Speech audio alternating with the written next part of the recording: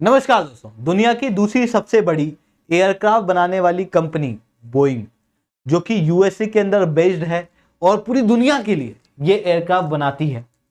ये Boeing company के अंदर रिसेंटली क्राइसिस जो है वो बढ़ता जा रहा है और ज्यादा ग्रेव होता जा रहा है। अभी रिसेंटली क्या हुआ है कि बोइंग कंपनी के जो शेयर थे उसे एस&पी ने जंक स्टेटस के अंदर डाल दिया था, जिसके कारण से ज्यादा इन्वेस्टमेंट हो नहीं रहा था।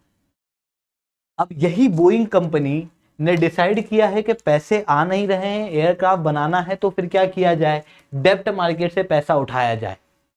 अब डेब्ट मार्केट से पैसे उठाना मतलब डायरेक्टली बोइंग के ऊपर लोन का बढ़ना। अभी तक शेयर मार्केट के अंदर जो पैसे जा रहे थे या फिर वहां से पैसे जो आ रहे थे वो बोइंग कंपनी की ओनरशिप देके बोइंग कंपनी के पास में आ रहा था। ऐसी कंडीशन में वो बोइंग के ऊपर डायरेक्ट लोन नहीं होता था। अब बोइंग कंपनी के ऊपर डायरेक्ट लोन जो है वो देखने को मिल रहा है, जिसके कारण से बोइंग कंपनी के अंदर आने वाले समय में क्राइसिस बढ़ेगा। तो दोस्तों, यहां पर सवाल ये उठता है कि भारत के लिए इस आपदा के अवसर में क्या अपॉर्चुनिटी देखने को मिल रही है, कैसे भारत दुनिया के अंदर टॉप एयरक्राफ्ट मैन्युफैक्चरर कंपनी हो सकता है। उसे मैं शुभेंद्र चौहान इस सेशन के अंदर डिटेल में चर्चा करूंगा। बट उसके पहले आप लोग मेरे साथ में SRC10 टेलीग्राम ग्रुप के ऊपर जुड़ सकते हो। मेरे क्लास की अपडेट, पीपीटी, पीडीएफ सब कुछ आपको मिल जाएगी। यूपीएससी सीएससी की तैयारी करना इंडिया के टॉप एजुकेटर से अगर आप लोगों को ऑफलाइन क्लासेस के अंदर पढ़ना है तो आप लोगों के पास में बहुत अच्छा मौका है। अनअकैडमी अब केवल ऑनलाइन नहीं रहा, अनअकैडमी अब ऑफलाइन भी आ चुका है। दिल्ली के करोलबाग मुखर्जी के अंदर, प्रयागराज के सिविल लाइंस के अंदर ऑलरेडी हमारे सेंटर जो है वो खोले जा चुके हैं। अब आप कहोगे कि अनअकैडमी में ज्वाइन होने से या फिर ऑफलाइन क्लासेस में जाने से बेनिफिट क्या है। ऑफलाइन के अंदर इंडिया के टॉप एजुकेटर आप लोगों को यहाँ पे पढ़ाएंगे सबसे कम रेट में। वो आप ऑफलाइन के मार्केट में घूम के भी देख सकते हो, और सबसे अच्छी क्वालिटी के कोर्स में। सबसे अच्छी क्वालिटी का कोर्स कैसे बता रहेगा सर जो जगह पे टॉपर्स हैं, जहां से निकले हैं, वही अच्छी क्वालिटी का कोर्स, वही अच्छा प्लेटफॉर्म है। यहां पर आप देख सकते हो ये जो बच्चे हैं ये अनअकैडमी प्लेटफॉर्म के डायरेक्ट लर्नर्स हैं।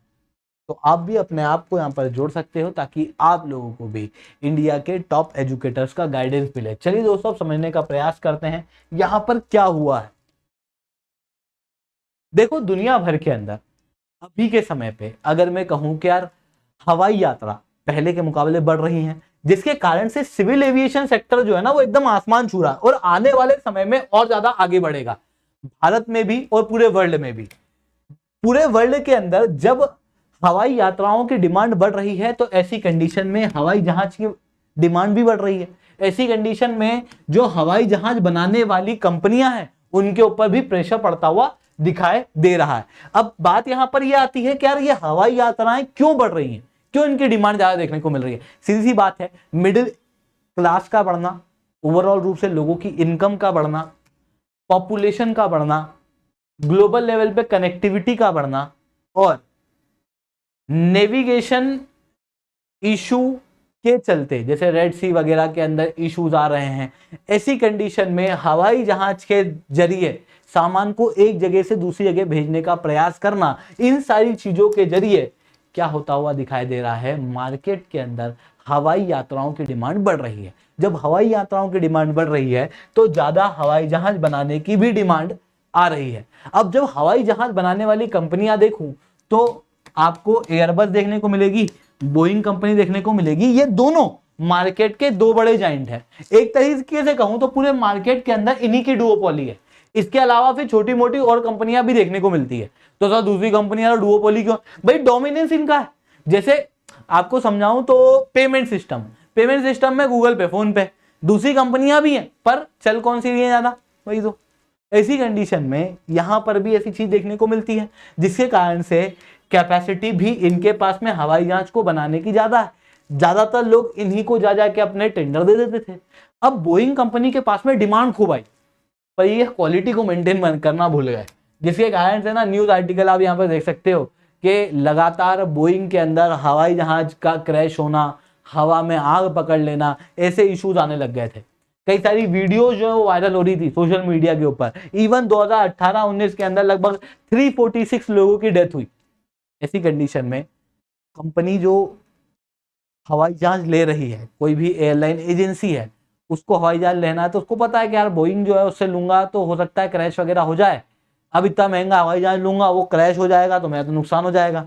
न केवल नुकसान होगा बल्कि मार्केट में मेरी इमेज अलग खराब होगी, क्योंकि ऊपर हवा में जो हवाई जहाज जलता हुआ दिखेगा वो तो मेरी कंपनी का दिखेगा, बोइंग वहां पे थोड़ी दिखेगा। ऐसी कंडीशन के अंदर फिर बोइंग कंपनी के अंदर क्राइसिस जो है वो ज्यादा बढ़ता हुआ दिखाई दिया, जिसके कारण से सीईओ वगैरह ने भी, टॉप ऑफिशियल ने भी स्टेप डाउन कर दिया था। अब जब बोइंग में क्राइसिस आ रहा है ना, तो ऐसा नहीं हुआ है ग्लोबल लेवल पे एयरक्राफ्ट की डिमांड कम हो गई है, एयरक्राफ्ट की डिमांड बढ़ रही है, पर बोइंग क्राइसिस जो है वो बढ़ता हुआ दिखाई दे रहा है। मतलब बोइंग जो है वो कमजोर पड़ता हुआ दिखाई दे रहा है, मतलब इसकी मार्केट डोमिनेंस जाती हुई दिखाई दे रही है। ऐसी कंडीशन में कोई इसको रिप्लेस करने वाला भी तो होना चाहिए, तो भारत जो है वो एक इंपॉर्टेंट रोल प्ले यहाँ पे कर सकता है। ऐसा क्यों? क्योंकि भारत के अलावा जो प्लेयर है ना, पहले उनको देखो। एक कंपनी है चाइना की, commercial aircraft corporation of China, जिसने C919 बनाया था। ये बोइंग और एयरबस के ही मिड रेंज हवाई जहाजों का राइवल था। इसका प्रोजेक्ट शुरू हुआ था 2008 में और 2017 तक ये एयरक्राफ्ट बनके तैयार हो गया था, और इन्होंने एक आध दो फ्लाइट अभी मई 2023 के अंदर भरी भी थी। पर यहां पर दिक्कत क्या है? दिक्कत यह है कि यूएसए ने इंटेलेक्चुअल प्रॉपर्टी का केस लगाया हुआ है। चाइना है भाई साहब, ये अदिदास को अभिदास बना के बेच देते हैं। ऐसी कंडीशन में इंटेलेक्चुअल प्रॉपर्टी के इशू हैं। वहीं दूसरी तरफ चाइना ना ग्लोबल लेवल पे थ्रेट के रूप में देखा जाता है। वेस्टर्न कंट्री जो है वो जनरली चाइना के सामान नहीं लेती है, वहीं लेती तो है पर बहुत ज्यादा अपनी निर्भरता चाइना के ऊपर नहीं रखना चाहती भविष्य के अंदर। वहीं हवाई जहाज एक ऐसी चीज है जो काफी ज्यादा इंपॉर्टेंट है किसी भी देश के नेशन डेवलपमेंट के लिए, एक इंपॉर्टेंट सेक्टर है जिसके लिए चाइना के ऊपर डिपेंडेंट नहीं रहा जा सकता। सप्लाई चेन के इश्यूज भविष्य के अंदर आ सकते हैं। ऐसी कंडीशन में कंट्रियां जो है वो चाइना के ऊपर डिपेंडेंट नहीं रहना चाहती। वहीं दूसरी तरफ रशिया का यूनाइटेड एयरक्राफ्ट कॉर्पोरेशन, देखो रशिया यूएसएसआर हुआ करता था पहले, उस समय पर ये हवाई जहाज बनाते थे। फिर यूएसएसआर जब डिसइंटीग्रेट हुआ तो उसके बाद में सारी फैसिलिटीज इधर उधर बिखर गई। फिर उसके बाद 2006 के अंदर इन्होंने क्या किया, वो यूएसएसआर की जितनी भी कंपनी थी उन सबको मिला के कंपनी बना दी, और फिर उसने अपना हवाई जहाज बनाया। 2006 में प्रोजेक्ट शुरू हुआ था, 2017 तक इसने अपनी पहली फ्लाइट जो है वो भर दी थी। ऐसी कंडीशन में आप MC-21 करके ये एयरक्राफ्ट देख सकते हो, जो कि इस यूनाइटेड एयरक्राफ्ट कॉर्पोरेशन द्वारा बनाया गया था। पर यहाँ पर दिक्कत ये है कि रशिया का यूक्रेन के साथ युद्ध चल रहा है, वेस्टर्न कंट्रियां इसके ऊपर सैंक्शन लगा रही हैं, जिसके कारण से वेस्टर्न कंट्रियों से रशिया के रिलेशन भी अच्छे नहीं है। ऐसी कंडीशन में रशिया को टेंडर आएंगे नहीं, जिसके कारण से ग्लोबल लेवल पे जो एयरक्राफ्ट का क्राइसिस बना रहेगा। तो फिर यहाँ पर अपॉर्चुनिटी है भारत के पास। क्यों? क्योंकि भारत रशिया और जो कम्युनिस्ट कंट्री है उनसे भी अच्छे रिलेशन बनाया हुआ है, वहीं दूसरी तरफ वेस्टर्न कंट्रियों से भी हमारे रिलेशन अच्छे हैं।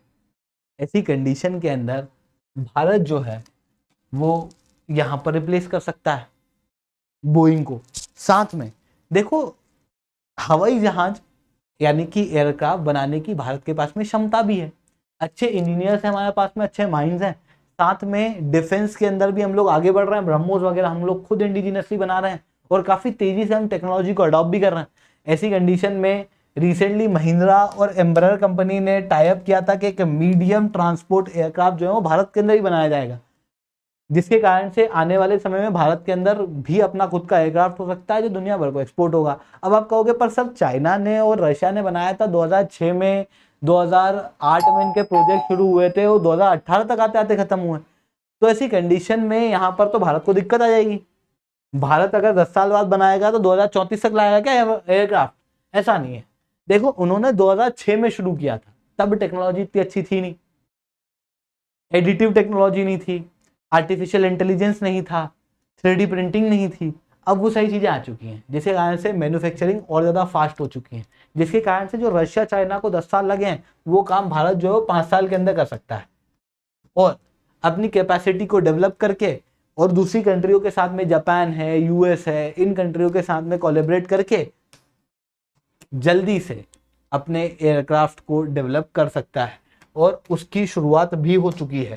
आई होप आप लोगों को ये बातें समझ में आई होंगी। लेक्चर अच्छा लगा हो तो लाइक करना, लेक्चर बहुत अच्छा लगा हो तो नीचे #10 कमेंट करना। यूपीएससी सीएससी की तैयारी करना इंडिया के टॉप एजुकेटर से। अगर आप लोगों को ऑफलाइन क्लासेस के अंदर पढ़ना है तो आप लोगों के पास में बहुत अच्छा मौका है। अनअकैडमी अब केवल ऑनलाइन नहीं, अनअकैडमी अब ऑफलाइन भी आ चुका है। दिल्ली के करोलबाग मुखर्जी नगर के अंदर, प्रयागराज के सिविल लाइन्स के अंदर ऑलरेडी हमारे सेंटर्स खोले जा चुके हैं। आप चाहते हो तो वहाँ पे विजिट कर सकते हो। सेंटर्स की डिटेल इस वीडियो के अंदर आपको मिल जाएगी।